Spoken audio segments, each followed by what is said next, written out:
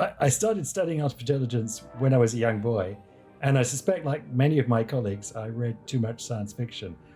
There are a couple of things that I find most interesting about artificial intelligence. First, everything that we see around us is the product of human intelligence.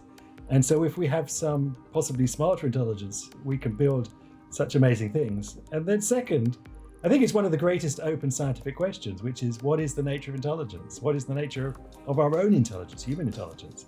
And by trying to build it in silicon, we may have some understanding, a better understanding of ourselves. The most frustrating point, though, is how difficult it is to build machines with even the slightest amount of intelligence.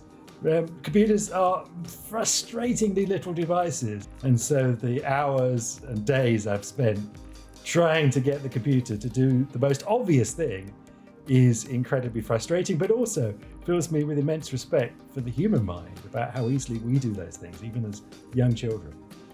Not possible to open a newspaper today without reading about multiple successes, how artificial intelligence is taking over some new task in our lives, whether it's reading x-rays better, quicker, cheaper than a human doctor, whether it's transcribing Mandarin into English, or doing many of the other things that artificial intelligence can now do. Every time that you ask Siri a question, that's some artificial intelligence that understands your spoken language, that transcribes that into a search command, then looks up the answer and then reads you back or tries to perform the task for you. We can only build narrow intelligence today in computers that can do narrow focused tasks. We still have an immense distance to go to match the full breadth of ability of the human mind, to match our adaptability, our creativity, our emotional intelligence, our social intelligence, even our common sense. Companies like Facebook and Google and Twitter have artificial intelligence at the core of what they do.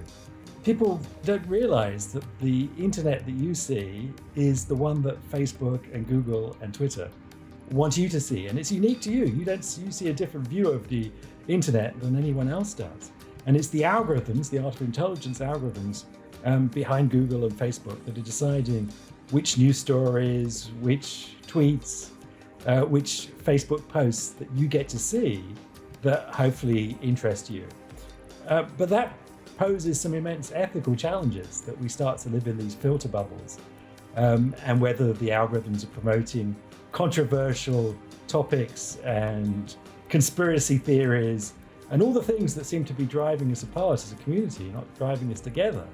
The largest news organization on the planet today is not CNN, it's not the BBC, it's Facebook. And so that comes with a significant responsibility. I think there is a real reckoning happening at the moment to address the harms being committed by social media, and sadly, it's artificial intelligence that's behind delivering that news, delivering that content to you, because you can't do that by hand.